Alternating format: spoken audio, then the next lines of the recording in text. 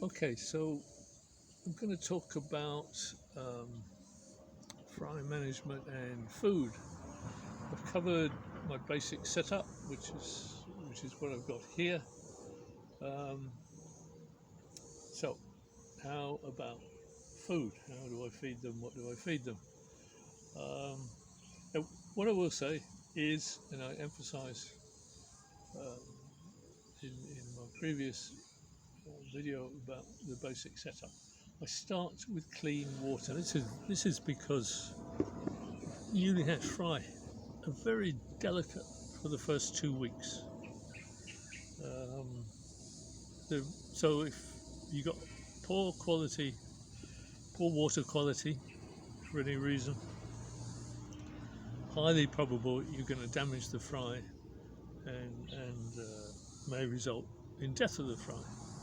After a couple of weeks, yeah, they're tougher. Maybe they'll survive more. But first 2 weeks, very critical to try and keep very good water quality if you want to reduce the risk of them not surviving. All right, I don't have added green water, no infusoria, no paramecium, no daphnia, no brine shrimp. Now, a lot of people recommend these. Okay, fine, um, but to to obtain those possible sources of food for fry, they've got to come from contaminated water. Growing green water, you've got to add in some sort of nutrient to produce the green water. Um, my own personal view, I think green water is a waste of time, which is probably controversial to say that. But green water, in effect, is uh, consists of phytoplankton, which are in sort of plant type things, which grow basically as algae. You can call them algae. That's why they're green. Um, now, as far as I'm concerned, MEDAKA are carnivores. They're not omnivores. They might occasionally graze on a bit of algae, but very, as far as I'm concerned, very, very, very infrequently. They need protein. And in plain green water, as far as I'm concerned, there is no protein on its own. I'm not an expert. I'm not a scientist. I'm not whatever. Just this is my opinion. Now, um, one of the things is that zooplankton will feed on phytoplankton. But whether you've got zooplankton or not within the green water, you don't know. So I'm not going to bother with green water. As I say, the water it comes in will have been added nutrients to produce the phytoplankton, and I don't want to add those nutrients into uh, clean water that um, are used for raising fry. Um, now, I've talked, I think, in the setup, talked about biofilm, which sounds fantastic and whatever. I don't really particularly think I need biofilm. It's good because the bacteria that deal with ammonia and nitrites maybe form in the biofilm. But I don't think for food it is necessary. You might very occasionally see fry grazing on a bit of biofilm, but if you look at all the hundreds of thousands of MEDAKA that's bred in commercial laboratories, they use the MEDAKA for research purposes. They always breed in clean water. That's the lowest risk. Um, and if you look at fry, obviously, and if you've got in their green water, they've got biofilm. There's a bit of biofilm in here. Yeah, as soon as they see floating fry food, proper fry food with protein or whatever, that's what they go and eat. They might occasionally, if there's no uh, protein-rich fry food around, they might graze a little bit on the biofilm. But biofilm, for me, biofilm grows outdoors automatically. Uh, Microorganisms blow in on the breeze, blow in on the air, attach themselves to the surface of the container, all the submerged surfaces, and you get that in an aquarium as well. But I don't think it's necessary. I would sort of happily raise fry without biofilm, without green water, without infusoria and all that sort of stuff. But I'll talk about a bit biofilm. If people think, oh yeah, they must have these microorganisms, okay, fine, you can do this. I mean, biofilm basically is a complex mix of all sorts of microorganisms, algae, diatoms, bacteria, fungi, one cell, two cell organisms, etc., etc. And including there's a bacteria which will deal with change ammonia into nitrites and then nitrites into nitrates. So they have that beneficial effect. So I'm happy to have biofilm in there, but if I didn't have it, I wouldn't mind, because I don't believe that it is in any way a primary source of food for fry. Even immediately they hatch, they will go to the surface, in my observation, and they will eat powdered fry food within a few hours of hatching sometimes. So, I don't clean off the biofilm unless it gets excessive. If it does get excessive, then it's going to affect maybe oxygen contents.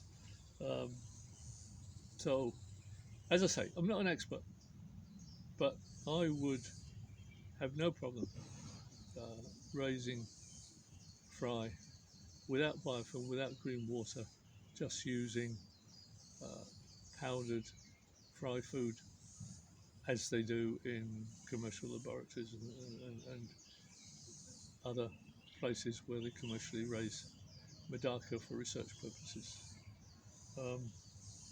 So, I know I keep repeating myself, but yeah, if you like green water, if you like stuff like biofilm, then biofilm is fine.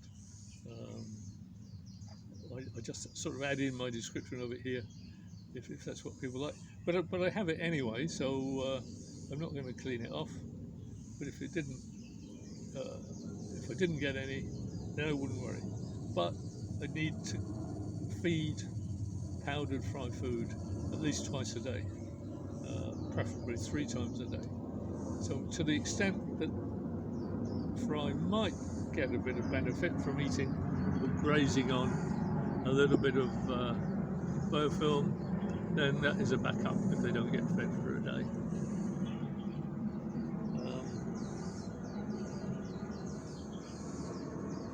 So I think I've said enough about biofilm. Okay, so I reckon that you need fry food which is over 40% protein. The last year I used Hikari First Bites. Again, it doesn't matter what it is really. It doesn't have to be specific MEDAKA food, as long as it's powdered fry food. Although this year somebody gave me this, which is specifically for MEDAKA fry. It's all in Japanese. I think it's called Angel Break. But it just doesn't have to be special MEDAKA fry. And that I think is about 47% protein. So that's fine. That's what I use. But I've also prepared my own fry food. Got this pestle and mortar. You see in there, these are granular, high protein guppy food. I think I can't remember. Granular one is grinds down to powder, probably easier than flake food. Again, anything above 40%, grind it down, use that. I think that's completely satisfactory like that. So this is the powdered dry food, and this is what I use to feed. I think it's a crab spoon used to dig out flesh inside a crab claw or something. Anyway, something very simple. Whatever it is that you can just connect up. So I just get, you can see how little there is for very small fry. Just small amount, and just very, very lightly, very lightly, you just tap it a bit so that just sprinkle it gently so it just floats on the surface of the water. Okay, you're going to dump it in, then it's going to sink, and then maybe it's going to decompose.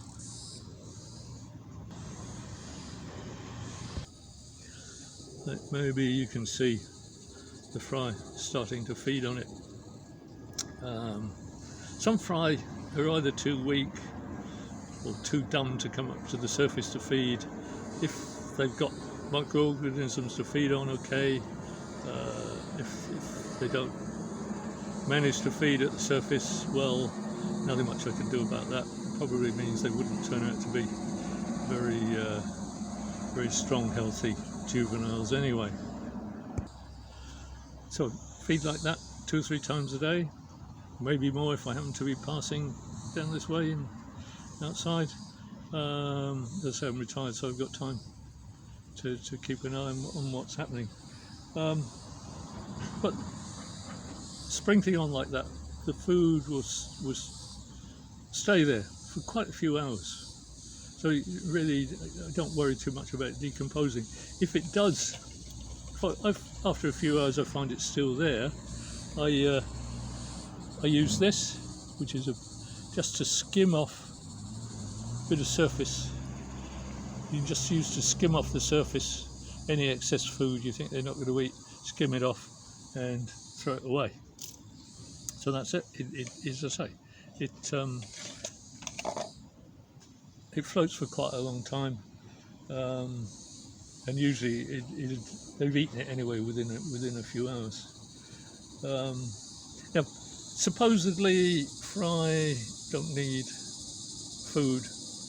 additional food for the first 2 or 3 days because they're getting nutrients from a yolk sac in the egg, or from when they're born, the yolk sac when they're born. But from observation, I don't think that's always the case. They may start feeding within the first 12 hours. So I always just feed a very small amount straight away if I see them just hatched out on the surface in their sort of floating hatching container. I think you can see some in there probably have started feeding. They may have hatched out today. Now, from this sort of food, which is the Japanese fry food, and as I say, this is especially for MEDAKA, but you don't need to have special food, it doesn't matter. But this sort of, it's got a few slightly larger grains within it, and it says on the packet you can feed this to MEDAKA up to when they get 15 millimeters long. So that's maybe at least say 6 weeks, 7 weeks, I don't know, get 15 mm long, and they still happily eat it. So and then at that stage you can just really move on to adult food probably. I'll add here that for adult food I use, you see here, big bag of, I don't know what the brand is, just a big bag of tropical fish, flake food, greater than 40% protein. This I think again is 47% protein, which is good for MEDAKA, and I use that almost exclusively for adult fish, except those in the pond. I use granules because otherwise flake blows away in the wind if I throw it in there. I use flake food because first of all it floats, and that is important, because I like to see when the fish have finished eating. So if any flake food starts to sink, I know that's enough. They're not going to eat anymore, and so I can stop feeding them. Now these here are at least, so some of them are at least 3 months old. So they're just at the end of or beginning of winter. I had some eggs that hatched, and I've had some eggs hatching during the winter, and because of low temperatures, then they don't grow. I had a heater in there at about 18 degrees centigrade, otherwise they probably wouldn't survive low temperatures during the winter. But 18 degrees, they don't really grow. So you can see how big they are. I don't know whether it will focus on that. You know, some of them are a bit more than 10 mm, some maybe 8 millimeters, maybe some even less than that. Now, so that's the food. Keep it in there, and I'll show you. You sprinkle it on, and they all eat it, even the small ones. So if you've got fry which have got to maybe 8 millimeters or more in length, from tip of the nose to the end of the tail, they'll eat food like this. They just got to get used to it a bit. But what I like, particularly when you've got adult MEDAKA eating food like this, they will tear it apart. So you can show they're really real predators. If you see a small insect landing on the water, the adults will go in there and really tear it apart and eat it. So giving them flake food is almost like that. It gives them a bit of exercise just to tear big flakes apart with a bit more.